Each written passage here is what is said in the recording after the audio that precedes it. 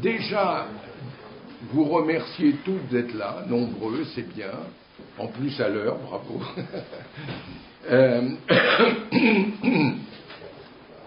Je rappelle, parce certains d'entre vous sont là pour la première fois, etc., quel est l'objet. L'objet, en fait, c'est un accompagnement en quelques mois grâce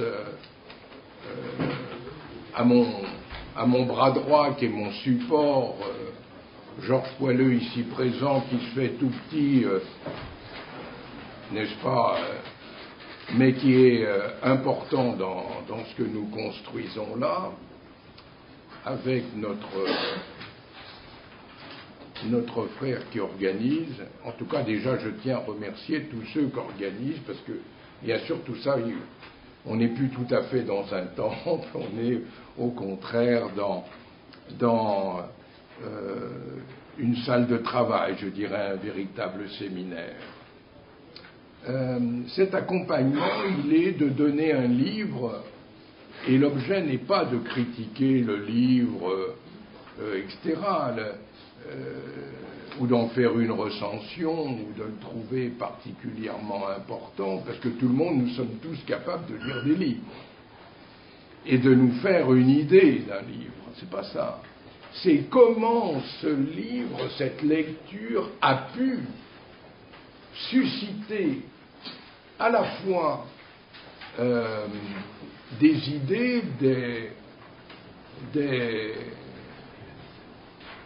des réactions positives ou négatives, et elles sont utilisantes, elles sont intelligentes même, et utiles celles qui sont négatives, pour bien préciser à chacun comment les cadres qui sont ici ont une voie de l'initiation. Ce sont des frères qui ont été initiés et qui se trouvent dans cette voie avec une interprétation de la première question qui est posée dans une franc-maçonnerie traditionnelle, c'est « Croyez-vous en Dieu ?» C'est la seule question. C'est ce qui fait d'ailleurs la différence entre le subtil et l'épais, n'est-ce pas? Parce que ceux qui sont dans l'épais, on comprend qu'ils aillent ailleurs et fassent autre chose et qu'ils en soient heureux. Mais à partir du moment où on rentre dans ce cadre, eh bien, on se doit, à mon avis, de se poser cette question du 1er au 33e degré. Et c'est ce que nous allons faire encore aujourd'hui. Et il est vrai que la vie telle qu'elle est, on vient de discuter avec un frère sur l'absolu et le relatif, et c'est vrai que la vie telle qu'elle est, bien souvent, ne nous permet pas trop d'aller à l'essentiel, au fondamental, c'est-à-dire peut-être à notre éthique de vie, tout simplement. Et ces réunions sont des réunions de confrontation. Elles ne sont pas là pour discuter, on n'est pas là pour montrer un savoir que l'on aurait, montrer qu'on n'est pas d'accord, tout, etc. C'est simplement des témoignages. Et d'ailleurs, un des quatre là, je ne sais plus lequel, car j'ai travaillé un tout petit peu les textes avant d'arriver ce matin, insiste sur le témoignage. Donc on en est beaucoup plus. Et on n'est pas dans un intellectualisme comme certains ont cru affubler ces réunions-là. Au grand maximum, on est beaucoup plus sur le sentiment que ça nous donne, c'est-à-dire les réactions que nous pouvons avoir nous-mêmes par rapport à nous-mêmes. Et c'est en ce sens-là qu'il n'y a pas les 33 qui, de leur vérité que l'on ne conteste pas, bien entendu, qui, ces 33, diraient la voix. Chacun a une voix différente, une interprétation différente, et là, justement, et c'est pour ça que nous sommes partis, en quelque sorte, d'un endroit où la vision était presque obligatoire d'une vision gnostique, ça ne veut pas dire que pour autant je ne suis pas pour la gnose, mais je prends la gnose comme étant une des possibilités, il y en a bien sûr beaucoup d'autres, dans la réalisation, n'est-ce pas, de la question posée, qu'est-ce que Dieu, qu'est-ce que l'absolu, etc. Donc voilà où nous nous trouvons. Nous nous trouvons dans un espace de liberté, d'ailleurs un des quatre a montré en quoi la liberté, et je me rappelle, sans le savoir trop, quand j'étais dans une autre obédience et un autre suprême conseil qu'on appelle le Grand Collège des Rites, je donnais en tant que très sage à Tirsata à un de mes chevaliers la question, d'ailleurs il n'est pas là, il me rit parce qu'il a souffert malheureusement de ma présidence ou de mon office de très sage à Tirsata, je posais la question, la liberté c'est le sacré. Et je m'opposais totalement à ceux qui pensaient que la maçonnerie libérale, n'est-ce pas, progressiste, en définitive, apportait beaucoup plus qu'une vision qui était justement un travail sur la spiritualité. Et je vous rappelle là que nous sommes du 4e au 33e, nous procédons tous de la Grande Loge nationale française, qui nous a donné l'entièreté de nos droits maçonniques. Nous sommes tous égaux. Et les degrés que nous avons ne sont que des degrés, il faut être très clair, à partir d'expériences, à partir de légendes, à partir d'expériences. Comment notre initiation se complète, et d'ailleurs c'est très clair, il y a une méconnaissance dès le départ, puisqu'on parlait de loge de perfection. Il n'y a pas de loge de perfection, il y a des loges de perfectionnement. C'est-à-dire que nous avons besoin, par rapport à ce que nous sommes, peut-être par rapport à ce que nous avons appris dans les 3 premiers degrés, d'approfondir une vérité qui est la nôtre, que l'on a pu développer dans les 3 premiers degrés, c'est très bien, bien entendu, mais en tout cas que l'on approfondit plus particulièrement, et c'est tout le problème de ces rencontres, n'est-ce pas? Et je tiens à remercier, maintenant que nous sommes tous là, le métro est tout le temps en retard, je suis très clair. Eh bien, nous avons la chance, et je tiens à les remercier tous les 4, c'est-à-dire ils ne vont pas nous déverser une vérité, on n'est pas à l'université comme lundi et mardi, je vais m'occuper de l'intelligence artificielle, en particulier comme sujet. D'ailleurs là j'ai des invitations si ça vous intéresse. On n'est pas du tout dans cela, on n'est pas dans le savoir. J'ai cru comprendre que le rituel lui-même le disait. Nous essayons d'aller vers, ça s'appelle la connaissance. Et la connaissance demande à ce que chacun d'entre nous ait cette faculté à la fois d'écoute, de compréhension de l'autre, et ça je vais vous le demander plus particulièrement aujourd'hui parce que nous avons ouvert des voies qui sont loin d'être simples.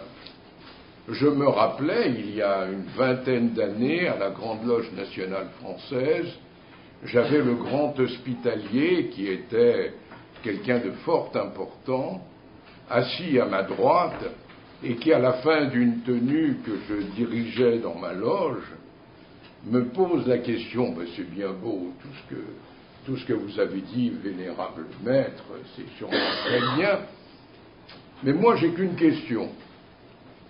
Quand est-ce que vous priez? Mais je dois vous avouer que ça m'a un peu désarçonné. Et cela a été l'occasion de lui dire comment, de quelle manière je le faisais, etc. Et je pense que la prière est quelque chose que, en fonction du temps, en fonction des modes, etc., n'est peut-être pas assez travaillé. dans la voie initiatique. J'ai pris cet exemple, mais un autre exemple, nous avons un homme extraordinaire qui s'appelle Antoine, son nom déjà, Fèvre, bien sûr. Vous savez, moi je vieillis un peu, c'est le début de l'Alzheimer. De temps en temps, j'oublie des noms. Mais par contre, c'est un grand nom, parce que c'est un des seuls grands maçons, en définitive, qui avait une place à l'université. Il n'y en a pas beaucoup, je peux vous dire. On les compte sur les doigts d'une main. C'est-à-dire qui produisent sur les savoirs. Et c'est vrai que cette approche peut nous éclairer sur pourquoi nous avons à un moment ce qu'on appelle une vision qui peut être mystique, certains d'entre nous. Et plutôt que d'avoir ce côté de un peu des dingues, c'est la folie du logis, ce qu'est d'ailleurs les sciences humaines pendant 200 ans caractérisait toute cette voie. Et tout ce qu'a pu travailler éventuellement Antoine Fèvre, et qui maintenant est réhabilité, puisque je citais, je ne sais plus avec qui là, j'ai pris mon dernier livre, parce que bien sûr je lis un peu beaucoup, comme Thierry, on est les adeptes de la lecture, mais vous aussi. Et le dernier livre que je suis en train de lire là, et un de ces jours, ça va être un travail, c'est sur la mort. C'est comme quoi la mort n'existe pas. Et comme chapitre, il y a dedans la purification, il y a l'élévation, il y a la transformation, et il y a la mystique. C'est un des grands mathématiciens, mon Dieu, voyez comme quoi la vieillesse. Non, c'est un des grands métaphysiciens qui s'appelle Neff, Stéphane Neff, qui est un collègue, etc.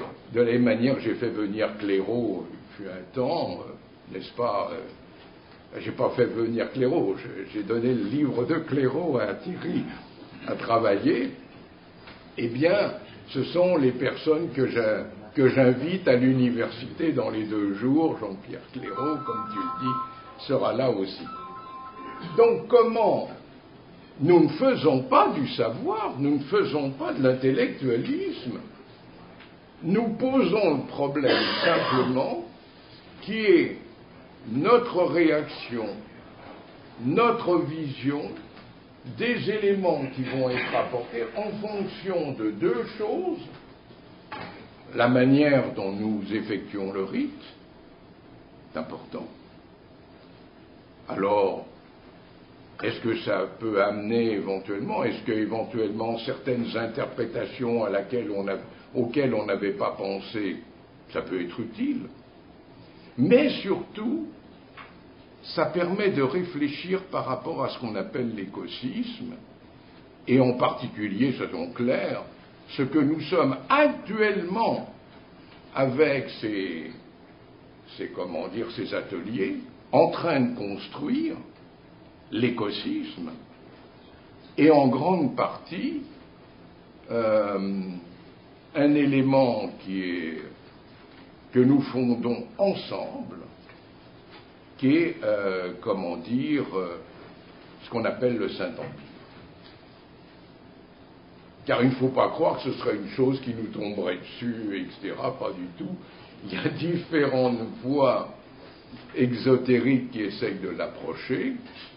Comment ces voies exotériques peuvent éventuellement être intéressantes et comment il faut éventuellement en dissocier l'approche, puisque la maçonnerie n'est pas obligatoirement repliquer une religion. Du moins, c'est ce que pense le rite ce que pense le grand commandeur du rite écossais ancien accepté. Je ne me permets pas encore de parler pour la pensée du rite. Quoique, et j'en aurais terminé, lorsqu'on a été à faire un post-4 à ces jours, et quelqu'un pose la question, mais qui peut représenter le rite? Et j'ai répondu tout de suite, mais ça ne peut être que moi. Vous voyez comme quoi, mon ego, j'ai besoin de travailler aussi. Mais, là encore, dans les 4 qui sont là, il y en a un qui a été assez intelligent pour montrer que le problème, c'est pas tout simplement d'annihiler l'ego. Ce que certains croiraient dans une vision purement psychologique. Ce serait faire du psychologisme ou une certaine confusion en définitive des choses sur un sujet qui est un sujet totalement personnel et qui est le nôtre. Voilà, ça a permis là qu'on se mette un peu dans le bain. Alors nous avons 4 interventions particulièrement importantes. Alors on va se tourner comme d'habitude un peu en premier sur les choses d'antan et surtout la pensée antique.